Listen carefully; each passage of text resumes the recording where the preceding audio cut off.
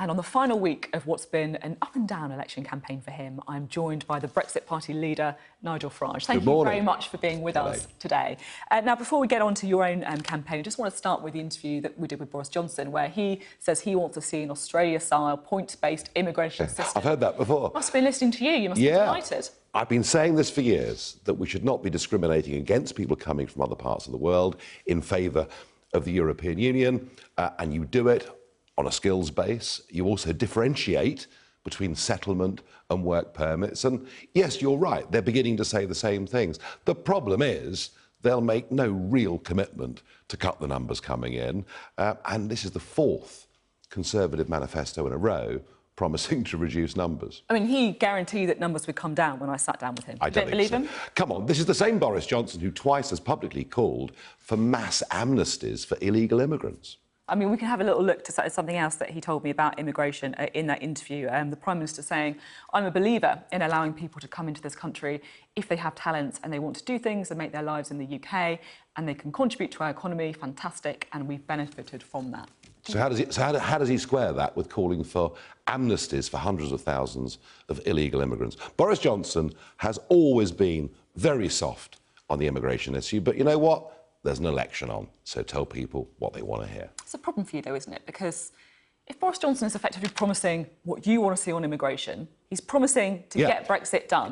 Why on earth should anyone vote for the Brexit Party? Well, there you are. So that's why, even though it's very difficult to trust him and believe him, he said not just that, but he also said that we would go for a Canada-style trade deal, which of course would mean a proper break with the institutions of the European Union. Now, I have to say, he did rather backtrack on that in the debate on Friday by talking about the oven-ready deal, which I fear would give us... But that's the exit deal, isn't it? He hasn't negotiated the trade deal. Well, no. The exit deal binds us in. That's the point. Unless the exit deal is amended, we will be stuck in regulatory alignment for years to come. But either way... There is an opportunity to diverge if you negotiate the trade deal with... No, you can't do that. What we're doing here... And it's called the Brexit election, and you guys have branded it that from the start. We've had no discussion at all in this campaign about what the Brexit deal is. It is a new EU treaty.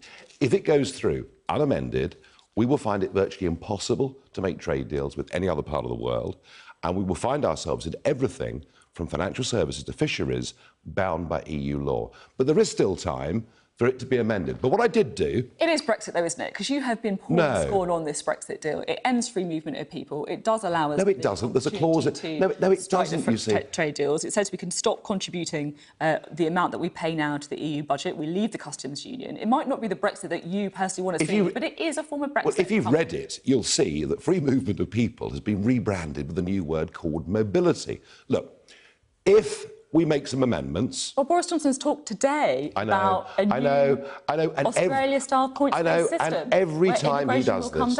And every time... free movement will end. And every time he does this, he betrays the fact. I'm not even sure he's read the details of this himself. Nonetheless, what you say is basically right, that we have been so successful in shifting the Conservative Party, dragging the Conservative Party, kicking and screaming to a position where they say they'll deliver Brexit and they'll cut down on immigration numbers. Even though I don't believe it, I said, fine, we'll take him at his word and we will stand down in those Conservative-held seats. And one reason was, because his language had shifted, but the second reason, the even bigger reason was, I wanted to stop a second referendum. And I think the effect of a standing in the South and the South East would have been 24+ Liberal Democrat gains. We've stopped that. But where the fundamental misunderstanding of all of this lies, in the south of England, the Brexit Party vote comes overwhelmingly from Conservative voters. In South Wales, in the Midlands, in the North, our vote comes overwhelmingly from Labour voters, many of whom would never vote Conservative, even if you paid them. So the ludicrous narrative... There's still a lot of Conservative voters who vote for the north of England. There are some, but they're vastly outweighed by those that come from Labour, and in particular, those that come from Labour who will not vote... By how much? What's the... 2 to 1, roughly, in most of those seats. And here's the point. The only vote that's being split on the Brexit side are the seats in which we are challenging Labour, and the Conservatives may well split our vote. At the same time, though, your vote shares have been dropping as the campaign's gone on. You're I don't think it's moved at all. Well, you're projected to not get any seats at all, according to the latest YouGov data practice projection. The two polls out today put you on, I think, 2% and 3%. Well, I tell you what. What's gone wrong? This is laughable. I mean, the way the polling industry actually operates is laughable.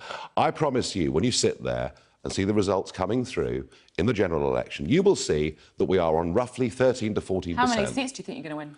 Well, I think there's a handful in which we've got a seriously good chance of winning, and I think we will get some in. So how many I genuinely do you do. Well, I've just said to you, I think there's a handful in which we really have got a great chance of winning, but our difficulty is, and we saw this in the Peterborough by-election, that our vote too can be split by the Conservatives, and we've got to get some tactical votes in those seats. That's the battle for the next 4 days. It's been a difficult week with the resignation of four MEPs from your party effectively saying that people should vote Conservative. So we can just have a look at what one of those people said, Anansi Archer Rees-Mogg.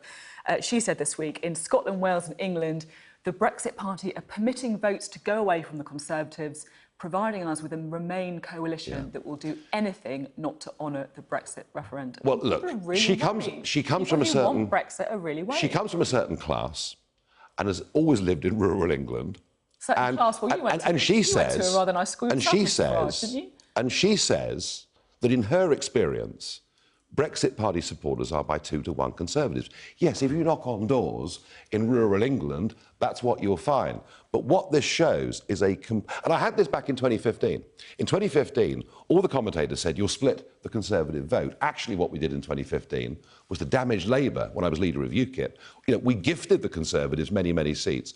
What this shows is a complete lack of understanding that there are now many seats in this country where the Conservatives are in striking distance of winning, where they would not be if there wasn't a Brexit Party candidate. I mean, Grimsby is a good example. Labour down 18 points, Brexit Party up 18 points since 2017. Conservative vote share unchanged. I went to Grimsby a few weeks ago and I spoke to quite a few people who said that they really wanted to vote for the Brexit Party, but they weren't going to because they were really worried about a referendum happening, and so they're going to hold their noses and stick to the Conservatives. That's what I found in Grimsby. But what you're seeing in Grimsby is still a large number of people are going to vote Brexit Party, and they are Labour voters who just cannot.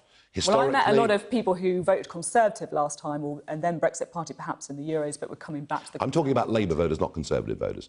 I'm saying this to you. Seats like Grimsby, the Conservatives can now win because of the number of Labour votes that we're taking. So what Rees-Mogg says here just doesn't understand the numbers. Well, let's have a look at what someone else says, shall we? Aaron Banks, one of your closest allies, the man you stood shoulder to shoulder with. He's never, ever backed the Brexit Party. Since we founded the Brexit Party, you stood shoulder to shoulder with him in that referendum campaign. But he doesn't back the Brexit. Look, Aaron Banks is happy to accept a new EU treaty. I'm not. Simple as that. Let's have a look at what he says. Simple as that. He says of you, he risks splitting the vote in some seats. Again, doesn't understand the numbers. The Lib Dem seats would have been in South London, in Surrey, in Dominic Raab's seat, in Hampshire, and all the way down to the West Country. In the South, that argument works, because in the South, we take predominantly Conservative votes. We're not standing in the South, only in a handful of seats in the South that are held by Labour and the Lib Dems. So again, this is people who do not understand, because the Brexit Party's appeal, just as UKIP's was in 2015, is in the Labour areas we take Labour votes. None of this. And you're going to see the results as they come through on Thursday night. I think, oh, crikey, this is all very surprising, isn't it? I'm not going to get to the end of this quote, I can tell. Well, but it's just irrelevant. But what strikes me a little bit, it's irrelevant. I have to say, is that why is it that so many people who you are formally close to, you're formally allied with, Douglas Carswell, Aaron Banks, people who've left the Conservative Party to join the Brexit Party, you end up falling out with them?